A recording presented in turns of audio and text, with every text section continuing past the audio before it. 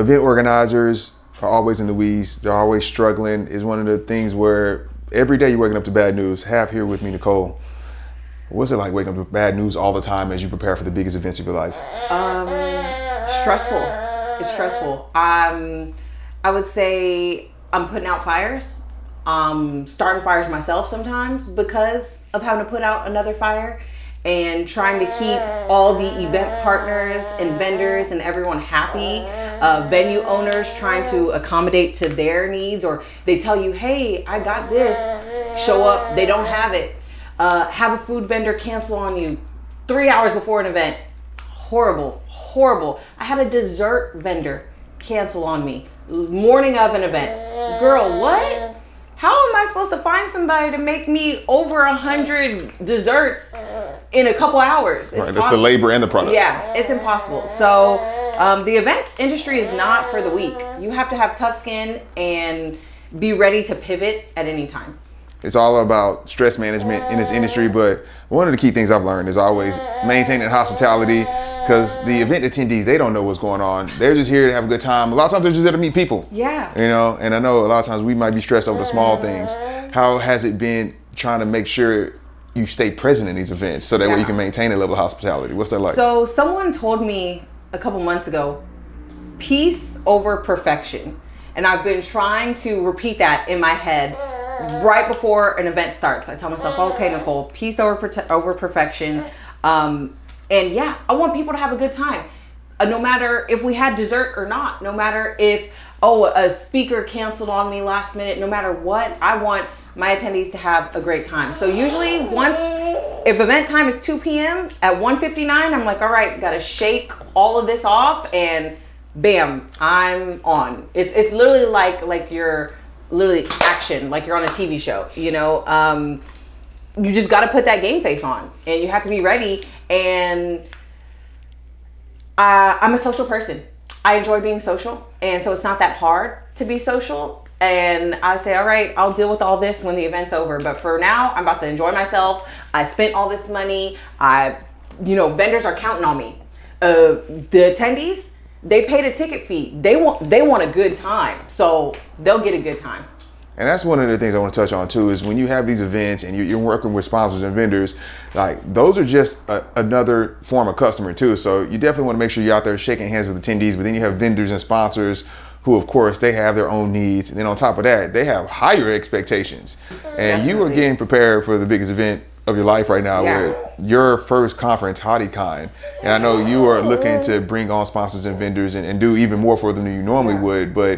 And one thing I've always loved about you is your love for other vendors, because you used to be a vendor yourself at events where you didn't get enough love and stuff like that. So you've been very passionate about making sure your partners at that level, they have a good time and they get ROI. But touch on what's happening with Hottie Con and how you're working with that. Yeah, so Hottie Con, my vendor fees are normally pretty affordable, and I would say cost effective.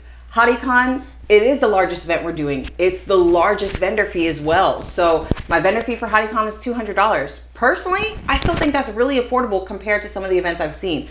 However, I offer so many vendor perks that other events don't offer you. You get pre-media, day of media.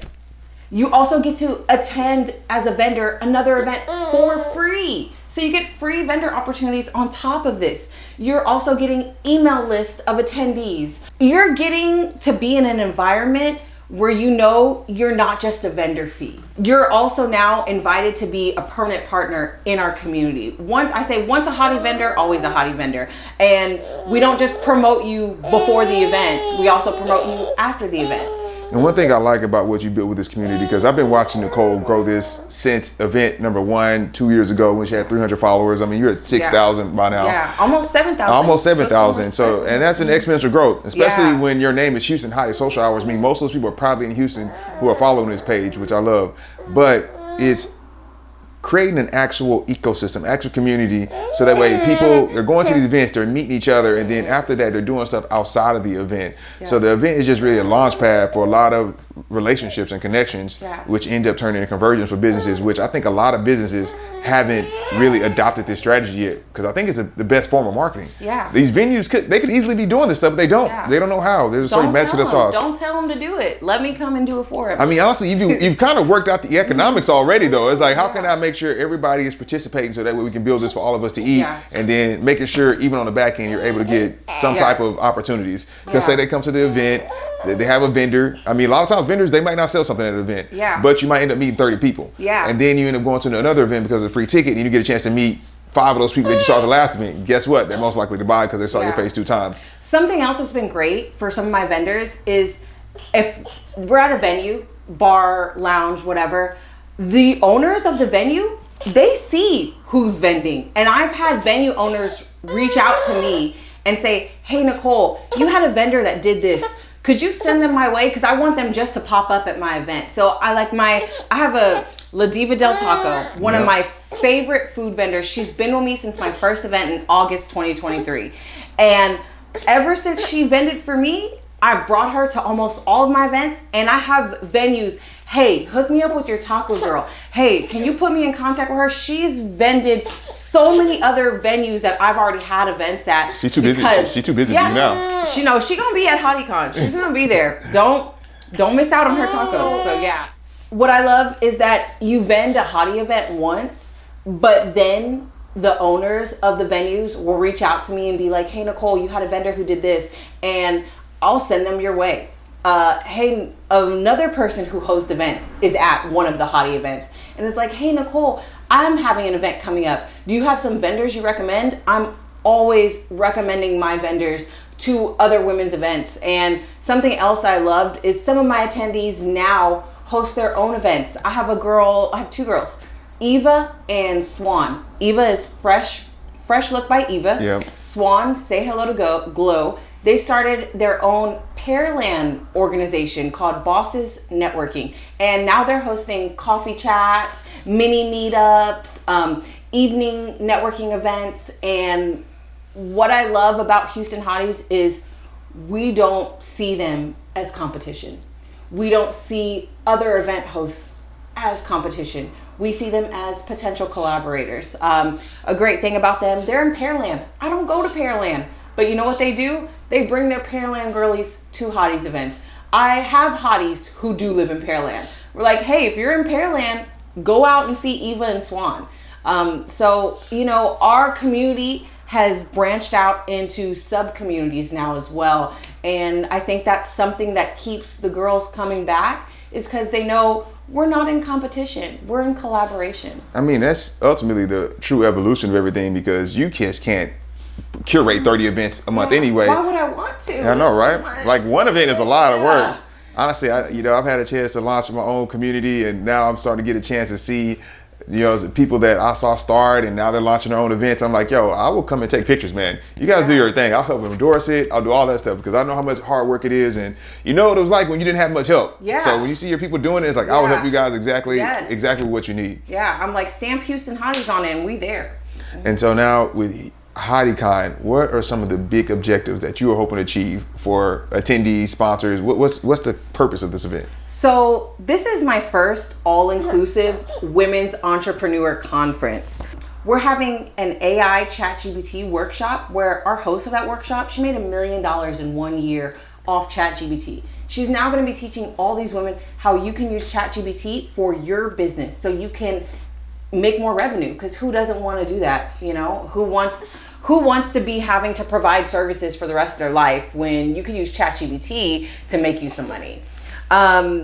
We're also having a panel called Let Go and Level Up. So talking about how do you let go of situations, places, people who no longer serve you, and then how did you level up your life after letting go of these things that maybe you were comfortable with, maybe you were familiar with, maybe you stayed too long when you needed to leave a long time ago, maybe it was just your mindset that you need to let go of. And on that panel, so far I have a realtor who is in the top 40 of Texas. She also does international real estate.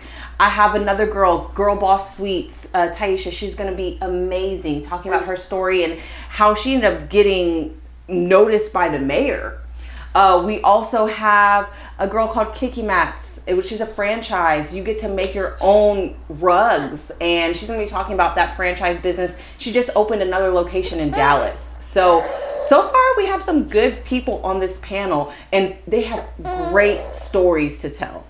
Stories are inspirational and motivational. That's why I love your events too, because whether you're in business or somebody looking to make that jump, because I've seen people at your events who they still have a 9 to 5 and they ended up getting certified in something but haven't did anything with it, and they got a chance to go here and see these ladies who have went through the grind, and they're like, okay, I know exactly what my next steps are to start at least. Exactly. I mean, I know we've seen moms come in there who have had a chance to see these other moms killing it and understand like, okay, I don't have excuses. I got to figure something out. Yeah, we're all for bring the baby with you. Hottie Con, if you don't have a babysitter, I don't give a fuck. Bring the baby with you. Bring the baby with you. Most people saw me when I was pregnant with him, and now you see him now here and a little cranky.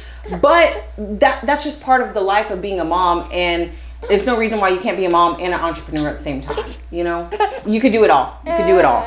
So I know you got events leading up to Hottie Con, and I know I've had some personal success getting my partners involved in the early events and getting a chance to network with the community before the main event, and then they come into the main event and they already know everybody, and now it's just a formality of the business that's able to progress. I mean, how are you planning to get your vendors and sponsors involved before the event? So great thing with our vendors, they get to vend an additional event for free. So they can vend at an event pre-Hottie Con for free to already start getting their business out there and promoting, hey, I'm gonna also be at Hottie Con. So if you didn't get a chance to shop me in person today, shop me there. We're hoping to get our sponsors and partners in as free tickets for all of our pre-events.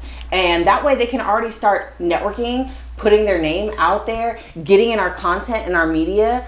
Getting in the content and media. You know, I'm not gonna say I'm pretty sure, a lot of people, they don't get a chance to promote themselves properly.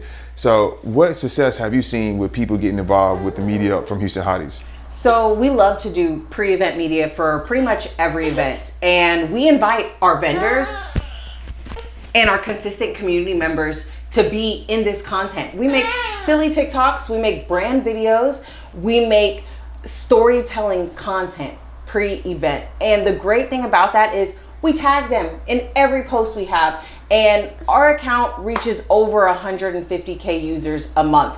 So if someone doesn't find you because you're a vendor, they're gonna find you just tagged in a reel. They're going to be able to start following you and making that social media connection. That way when they meet you in person, they feel like they already know you.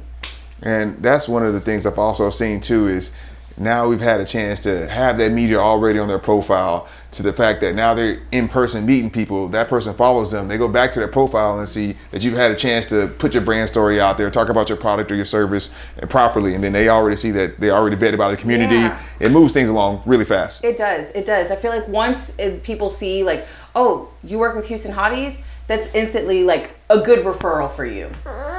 So Hottie Con, August 9th, we're going down. It is. I'm ready. Excited for you, man. I've watched this grow. August is basically gonna be your anniversary. It is. That's kind of why I planned it that way. So that'll be my 3-year, right? No, that'll be my 2-year anniversary. Wow, we haven't even hit 2 years yet. Not till August. I feel like I've been doing this my whole life. One event ages you like yeah. 3 months each time. Yeah, it does. All right, Houston Hotties. Follow them on social media.